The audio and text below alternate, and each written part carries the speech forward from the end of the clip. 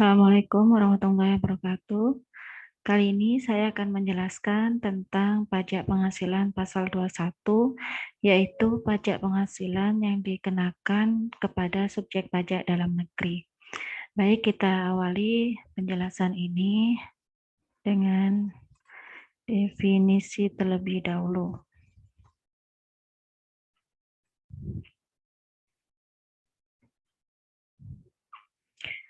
Pajak yang dikenakan terhadap wajib pajak orang pribadi dalam negeri atas penghasilan yang terkait dengan pekerjaan, jasa, atau kegiatan. Nah, ini adalah pajak penghasilan pasal 21, yakni yang dikenakan kepada wajib pajak orang pribadi dalam negeri.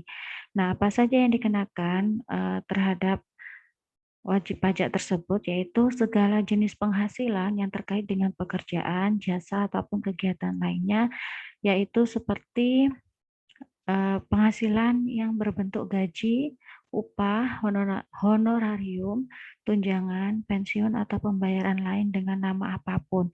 Nah, semua penghasilan yang diperoleh oleh wajib pajak ini akan dikenakan pajak. Jadi nanti dijumlahkan keseluruhannya penghasilan apa saja yang diperoleh oleh wajib pajak tersebut. Kemudian saat terutang itu kapan? Yaitu saat yang lebih dahulu antara akhir bulan diterimanya pembayaran atau akhir bulan diperolehnya penghasilan. Nah, saat terutang ini berarti ketika wajib pajak dipotongkan pajak terhadap gajinya seperti itu ya, terhadap semua pendapatannya atau penghasilannya, kemudian di akhir bulan akan dipotongkan pajak yang harus dibebankan kepada wajib pajak tersebut. Nah, ini berarti wajib pajak tersebut memiliki utang pajak atau saat terutang, seperti itu. Kemudian gaji, upah, honorarium, tunjangan, dan pembayaran lain dengan nama atau bentuk apapun itu bisa berasal dari pekerjaan, kemudian jasa yang diberikan, atau kegiatan yang dilakukan oleh pribadi. Kemudian untuk semua jenis penghasilan tersebut, bagi wajib pajak dalam negeri ya, subjek pajak dalam negeri atau SPDN, ini akan dikenakan PPh pasal 21. Sedangkan untuk subjek pajak luar negeri akan dikenakan PPh pasal 26. Jadi berbeda ya, nanti berapa tarifnya akan juga berbeda. Untuk SPDN, untuk subjek pajak dalam negeri itu dikenakan PPh pasal 21 dan subjek pajak luar negeri dikenakan PPh pasal 26 terhadap semua jenis eh, pendapatan atau penghasilan yang diperoleh wajib pajak tersebut. Subjek pajak penghasilan pasal 21 atau 26.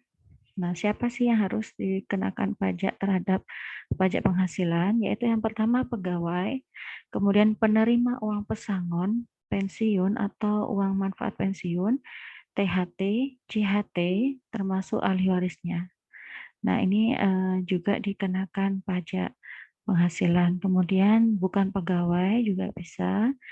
Kemudian anggota Dewan Komisaris atau pengawas yang tidak merangkap sebagai pegawai, mantan pegawai, dan peserta kegiatan, misalnya peserta perlombaan, peserta rapat, konferensi, sidang, pertemuan, kunjungan kerja, peserta atau anggota kepanitiaan, peserta pendidikan, pelatihan dan magang, atau peserta kegiatan lainnya. Nah, ini adalah orang-orang yang dikenakan pajak atas penghasilannya.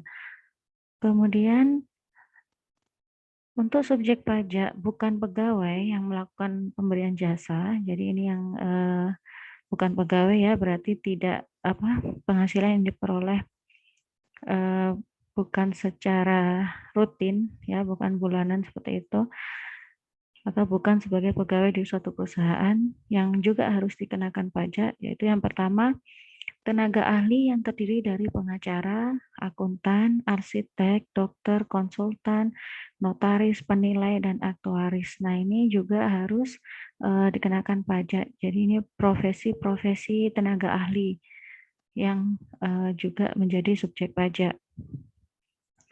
Kemudian yang berikutnya pekerja seni, olahragawan, penasehat, pengajar, pelatih, penceramah, penyuluh, dan moderator, pengarang, peneliti, dan penerjemah, pemberi jasa dalam segala bidang atau kepada suatu kepanitiaan, agen iklan, pengawas atau pengelola proyek, pembawa pesanan atau perantara, petugas penjajah barang dagangan, petugas dinas luar asuransi, distributor MLM, direct selling atau sejenisnya. Nah, ini pengecualian untuk subjek pajak. Siapa atau orang-orang yang tidak dikenakan pajak, yaitu yang pertama pejabat negara asing seperti perwakilan diplomatik atau konsulat, berikut orang yang diperbantukan kepadanya dengan syarat bukan warga negara Indonesia, di Indonesia tidak memperoleh penghasilan di luar jabatannya, berasal dari negara yang memberikan perlakuan timbal balik. Nah, ini untuk pejabat negara asing ini kan nanti akan dikenakan pajak di negaranya sendiri seperti itu. Kalau misalkan di Indonesia memiliki badan usaha tetap, maka juga akan dikenakan pajak yang sesuai persyaratan seperti kemarin yang sudah dijelaskan ya, melebihi dari 183 hari. Nah, seperti itu. Jadi harus dikenakan pajak juga karena mendapatkan penghasilan dari Indonesia atau menggunakan asas sumber. Tapi kalau tidak memiliki penghasilan lain selain jabatannya yang di sebagai perwakilan diplomatik atau konsulat tersebut, maka juga tidak akan dikenakan pajak, tidak menjadi subjek pajak di Indonesia. Kemudian selanjutnya pejabat perwakilan organisasi internasional dengan syarat bukan WNI, kemudian di Indonesia tidak menjalankan usaha atau kegiatan atau pekerjaan lain untuk memperoleh penghasilan. Nah, ini sama seperti yang sebelumnya tadi. Jadi kalau bukan WNI dan tidak memiliki usaha di Indonesia juga tidak akan dikenakan pajak. Selanjutnya objek pajak yang dikenakan PPh pasal 21 atau 26 yaitu penghasilan pegawai tetap baik teratur maupun tidak teratur, penghasilan penerima pensiun secara teratur, uang pesangon, pensiun, tunjangan hari tua atau jaminan hari tua yang dibayarkan sekaligus, yang pembayarannya melewati jangka waktu 2 tahun, penghasilan pegawai tidak tetap atau tenaga kerja lepas, imbalan kepada bukan pegawai, imbalan kepada peserta kegiatan, imbalan kepada Dewan Komisaris atau pengawas yang bukan merupakan pegawai tetap pada perusahaan yang sama, imbalan kepada mantan pegawai, dan penarikan dana pensiun oleh pegawai. Nah, ini adalah hal-hal atau penghasilan, jenis-jenis penghasilan yang dikenakan pajak.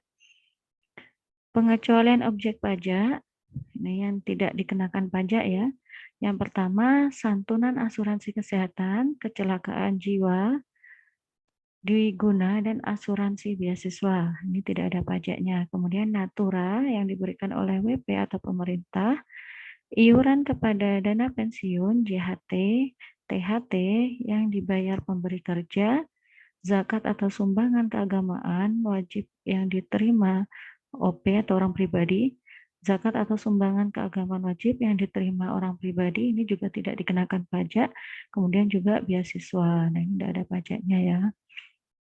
Kemudian ketentuan khusus, natura dan atau kenikmatan lain diperhitungkan sebagai penghasilan jika dan hanya jika diberikan oleh bukan wajib pajak yang dikenai PPh final, atau wajib pajak yang menggunakan norma perhitungan khusus. Natura dan atau kenikmatan lainnya yang diukur berdasarkan harga pasar atau nilai wajar. Ini ketentuan khususnya. Objek PPh 21 final, jadi yang dikenakan PPh final, yang pertama penghasilan tidak tetap atau tidak teratur yang menjadi beban APBN atau APBD, dana pensiun yang dialihkan dengan membeli anuitas seumur hidup, uang tebusan pensiun, dan uang pesangon, ini sesuai dengan peraturan pemerintah ataupun keputusan Dirjen dan PMK. Nah, ini yang sudah dikenakan PPh 21 final. Jadi tidak ada tambahan-tambahan atau pengurangan-pengurangan lainnya. Selanjutnya pemotong, penyetor, dan pelapor, yaitu yang siapa orang yang memotong pajak, wajib pajak gitu ya. Jadi siapa yang harus memotong pajak dari penghasilan WP, kemudian juga yang menyetorkan dan melaporkan ke kantor pajak, yaitu yang pertama pemberi kerja berbentuk orang pribadi, badan atau BOT. Jadi pemberi kerja yang akan memotong penghasilan wajib pajak dan akan menyetorkannya ke kantor pajak. Itu yang pertama. Kemudian yang kedua, bendaharawan pemerintah. Ini berarti bagi pegawai di dinas pemerintahan atau di instansi pemerintahan. Kemudian dana pensiun penyelenggara jaminan sosial tenaga kerja, THT atau JHT. Nah, ini berarti langsung dipotongkan oleh penyelenggara dari jaminan sosial tersebut, jaminan sosial tenaga kerja, THT atau JHT, dan juga penyelenggara dana pensiun. Kemudian orang pribadi atau badan yang melakukan pembayaran kepada wajib pajak dalam negeri yang melakukan pekerjaan bebas atau SPLN atau subjek pajak luar negeri. Nah, ini berarti langsung orang pribadi atau badan yang berkaitan. Kemudian yang selanjutnya penyelenggara kegiatan. Kegiatan apapun baik pelatihan, kemudian perlombaan dan sebagainya juga bisa langsung memotongkan pajaknya. Baik. Selanjutnya, ini penjelasan tentang pemotong, penyetor, dan pelapor. Bisa dibaca lagi, ini penjelasan yang flash slide sebelumnya.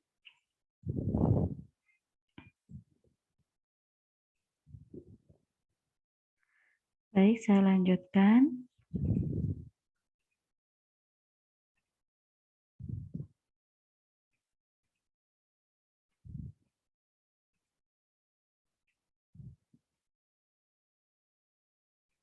Kita sampai pada pengecualian pemotong. Baik, selanjutnya yaitu pengecualian pemotong. Yang pertama, kantor perwakilan negara asing. Yang kedua, organisasi internasional yang ditetapkan oleh Menteri Keuangan dan pemberi kerja orang pribadi yang tidak melakukan kegiatan usaha atau pekerjaan bebas. Selanjutnya adalah perhitungan PPh pasal 21. Yaitu yang pertama untuk pegawai tetap diperoleh dari penghasilan berupa gaji, tunjangan, premi asuransi, dibayar pemberi kerja, kemudian dikurangi dengan yang pertama biaya jabatan yaitu 5% dari penghasilan bruto dan maksimal 6 juta per tahun atau 500.000 per bulan. Yang kedua, dikurangi dengan iuran pensiun, THT atau JHT yang dibayar sendiri. Nah, kemudian kalau untuk yang penerima pensiun, yaitu penghasilan dari uang pensiun berkala, dikurangi dengan biaya pensiun 5% dari penghasilan bruto, maksimal 2.400.000 per tahun atau 200.000 rupiah per bulan. Nah, setelah itu, penghasilan neto atau setahun atau yang disetahunkan, jadi dari penghasilan kemudian dikurangi dengan biaya jabatan dan iuran pensiun, THT atau JHT yang dibayar sendiri untuk pegawai tetap. Kemudian untuk yang penerima pensiun, dari uang pensiun berkala, kemudian dikurangi dengan biaya pensiun 5%, akan diperoleh penghasilan neto. Nah, penghasilan neto yang disetahunkan dikurangi dengan PTKP atau penghasilan tidak kena pajak, maka diperoleh penghasilan kena pajak. Nah, penghasilan kena pajak tersebut atau yang disingkat dengan PKP dikenakan tarif sesuai dengan pasal 17. Nah, elemen PTKP yang pertama yaitu wajib pajak pribadi atau wajib pajak itu sendiri, PTKP-nya 54 juta.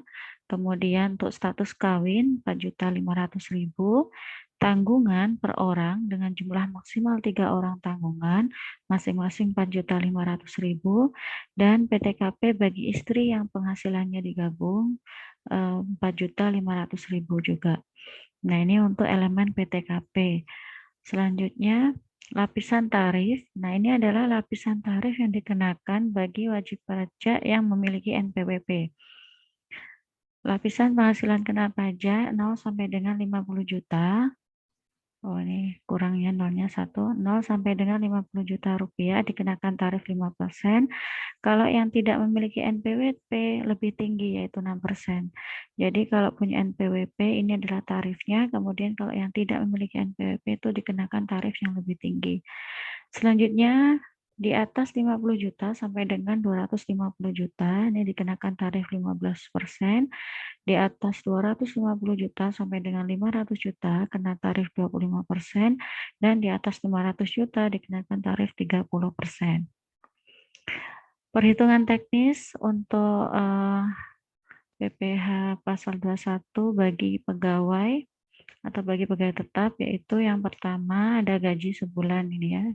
Untuk menghitungnya, untuk menghitung penghasilan bruto, gaji 1 bulan, kemudian ditambah tunjangan bonus imbalan bulanan lain.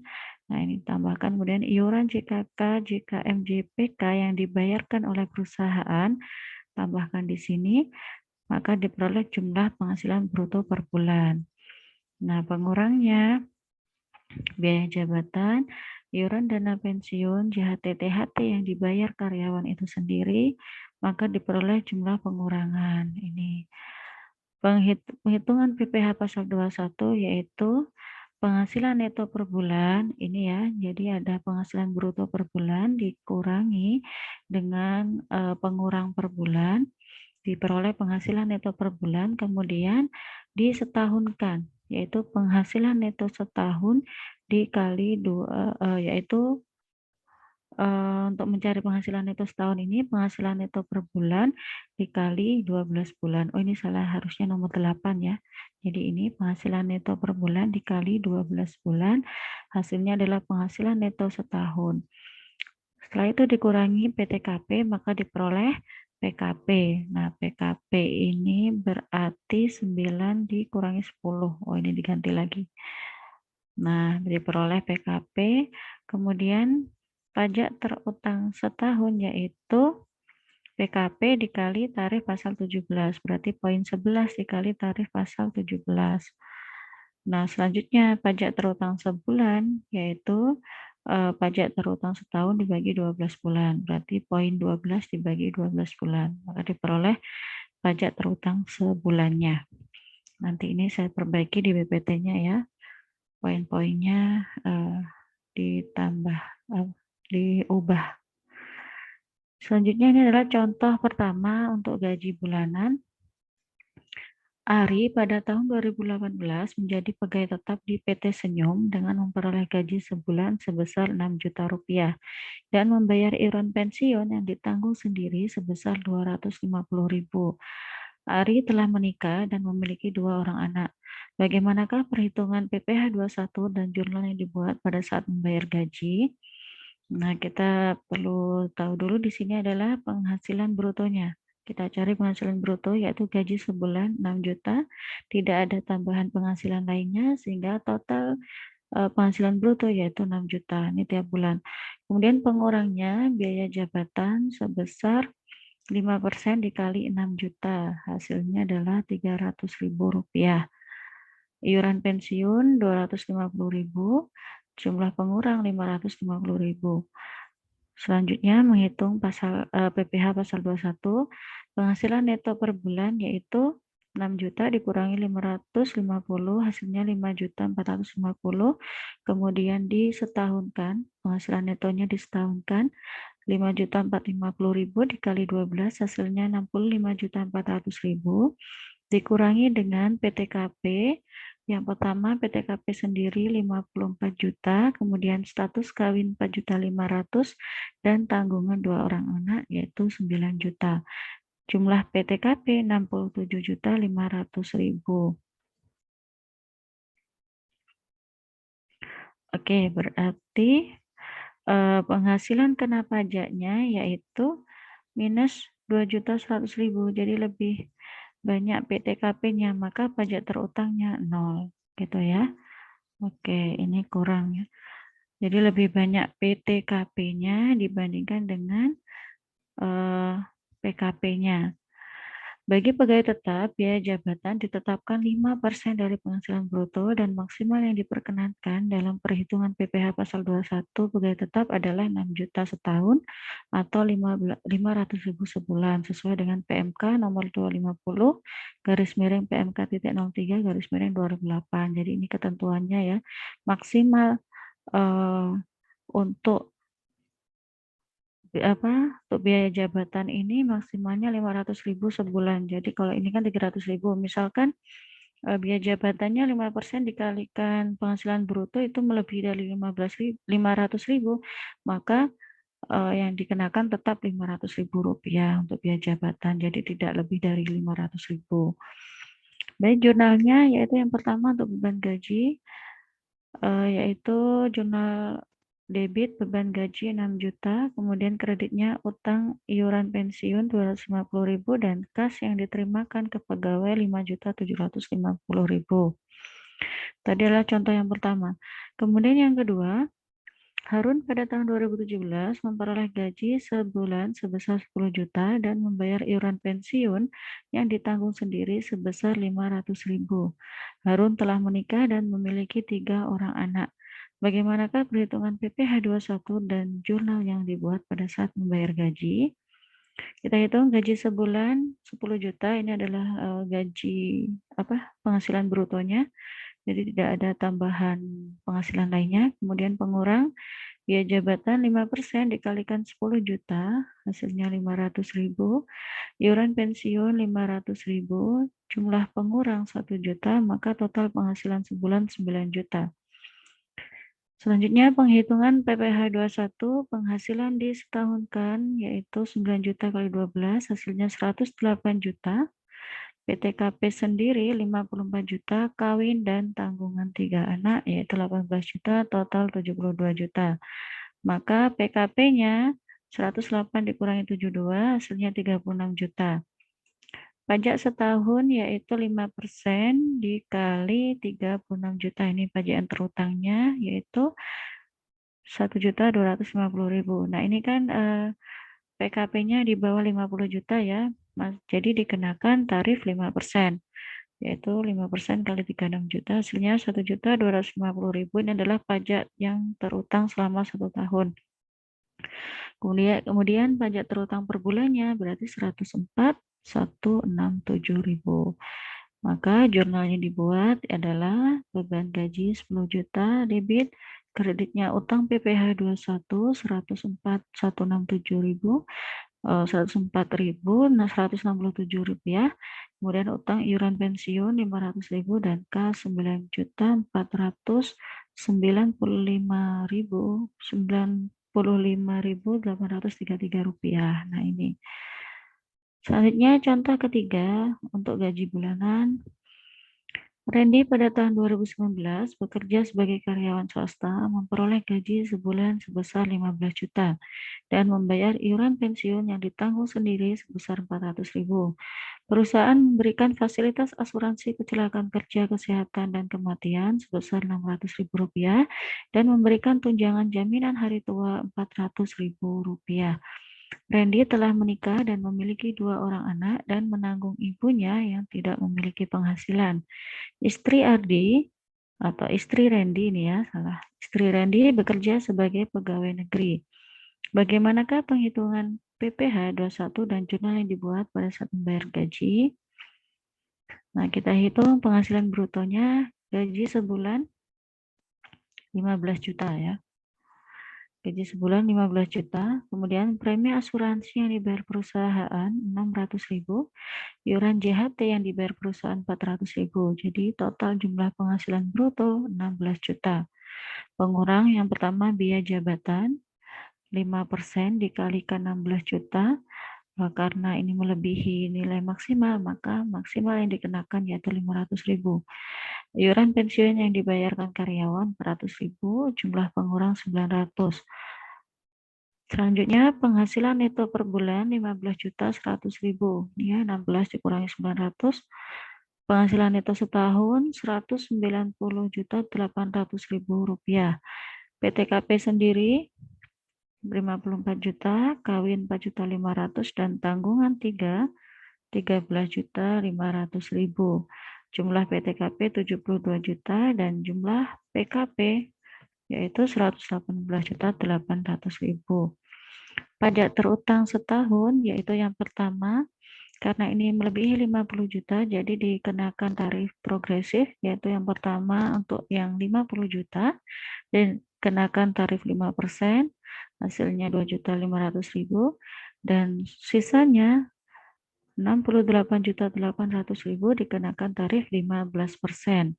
Hasilnya 10.320.000. Total pajak terutang setahun adalah 12.820.000. Maka pajak terutang sebulan yaitu 1.068.333. Jurnalnya yang pertama saat pembayaran gaji, beban gaji debit 15 juta, beban asuransi debit 600.000, dan beban JHT 400.000 debit. Kemudian kreditnya utang PPh 21 1.068.333, utang iuran pensiun 400.000, utang asuransi 600.000, utang JHT 400.000, dan kas 13.531.667. Jurnal yang kedua yaitu saat penyetoran PPh pasal 21 ke kantor pajak. Utang PPh pasal 21 debit senilai 1.068.333 dan kreditnya kas senilai 1.068.333. Baik, selanjutnya kita ke PTKP Karyawati. Dibedakan menjadi 3. Yang pertama, kawin suami berpenghasilan, maka PTKP-nya hanya untuk diri sendiri, ya, untuk karyawati ini ya, pegawai wanita. Jadi kalau kawin suami berpenghasilan hanya untuk diri sendiri, kemudian kawin suami tidak berpenghasilan, itu ada 3. Yang pertama diri sendiri, kemudian status kawin, dan maksimal tanggungan 3 untuk diperhitungkan dalam PTKP. Nah, kalau kawin suami tidak berpenghasilan, ini harus menunjukkan keterangan tertulis dari pemerintah daerah setempat, serendah-rendahnya kecamatan, bahwa suami tidak menerima atau memperoleh penghasilan. Tuh, jadi ada bukti tertulisnya. Kemudian yang selanjutnya tidak kawin, maka PTKP-nya adalah diri sendiri dan tanggungan maksimal 3 orang. Contoh yang keempat, gaji bulanan pegawai tetap adalah wanita kawin dan suami berpenghasilan. Ana adalah karyawati, menikah, suami berpenghasilan, bekerja pada PT Sentosa, memperoleh gaji sebulan 10 juta. PT Sentosa mengikuti program Jam Sostek, premi jaminan kecelakaan kerja, dan premi jaminan kematian yang dibayar oleh pemberi kerja sebulan masing-masing 0,5% dan 0,3% dari gaji. Perusahaan menanggung iuran JHT setiap bulan, yakni 3,7% dari gaji, sedangkan Ana membayar iuran JHT sebesar 2% dari gaji tiap bulan. Di samping itu, perusahaan juga mengikuti program pensiun untuk pegawainya dengan membayar iuran pensiun untuk Ana ke dana pensiun yang pendiriannya disahkan oleh Menkyu setiap bulan sebesar Rp300.000. Ana sendiri membayar iuran pensiun sebesar Rp100.000. Bagaimanakah perhitungan PPh 21 atas Ana? Bagaimana jurnal yang dibuat pemberi kerja? Nah, ini kita hitung. Yang pertama yaitu penghasilan bruto, ada gaji sebulan 10 juta. Kemudian iuran jaminan kecelakaan kerja yang dibayar perusahaan yaitu 0,5% dikalikan 10 juta. Selanjutnya iuran JKM yang dibayar perusahaan itu 0,3% kali 10 juta. Iuran JHT yang dibayar perusahaan 3,7% kali 10 juta. Iuran dana pensiun yang dibayar perusahaan. Nah, ini gaji dan semua jenis iuran yang dibayar perusahaan dijumlahkan, maka diperoleh jumlah penghasilan bruto. Jadi jumlah penghasilan brutonya yaitu 10.750.000.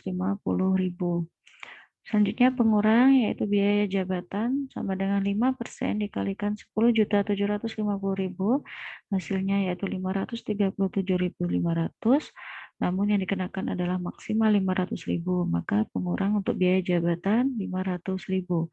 Iuran JHT yang dibayar karyawan 2% dikalikan 10 juta, hasilnya 200.000. Iuran dana pensiun yang dibayar karyawan 100.000. Jumlah pengurang yaitu Rp800.000. Selanjutnya menghitung PPh pasal 21, penghasilan neto per bulan adalah 9.950.000 Selanjutnya dikalikan 12 atau penghasilan neto setahun yaitu Rp119.400.000. Untuk PTKP-nya karena suami berpenghasilan ya, ini ya, menikah suami berpenghasilan, maka hanya dikenakan untuk wajib pribadi, wajib pajak itu sendiri. PTKP-nya yaitu hanya 54 juta. Penghasilan kena pajak yaitu 119.400 dikurangi dengan PTKP 54 juta, hasilnya 65.400.000. Pajak terutang setahun yaitu tarif yang pertama 5% dikalikan 50 juta, hasilnya 2.500.000, dan yang kedua 15% dikalikan 15.400.000, hasilnya 2.310.000. Total pajak terutang setahun adalah 4.810.000 dan pajak terutang sebulan yaitu 400.833. Untuk jurnalnya yang pertama saat pembayaran gaji, debit beban gaji 10 juta, beban JKK 50.000, beban JKM 30.000, beban JHT 370.000 dan beban dana pensiun 300.000. Untuk kreditnya yaitu yang pertama utang PPh 21 400.833, utang JKK 50.000, utang JKM 30.000, utang JHT 570.000 dan utang iuran pensiun 400.000 serta kas 9.299.167. Saat penyetoran PPh pasal 21 ke kantor pajak, jurnalnya adalah utang PPh pasal 21 400.833 debit dan kreditnya kas Rp400.833. Nah, ini selanjutnya adalah latihan soal. Silakan dicoba untuk mengerjakan atau menghitung PPh 21 untuk Laila, karyawati, menikah, tanggungan 2 orang anak, dan 1 orang tua. Kemudian juga ada keterangan bahwasannya suami tidak berpenghasilan. Nah, silakan dicoba untuk menghitung dan membuat jurnalnya. Baik, terima kasih. Itu saja yang bisa saya sampaikan untuk pajak penghasilan pasal 21 yang pertama ya, nanti akan ada lanjutannya. Terima kasih atas perhatiannya, semoga ilmunya bermanfaat. Dari saya cukup sekian. Wassalamualaikum warahmatullahi wabarakatuh.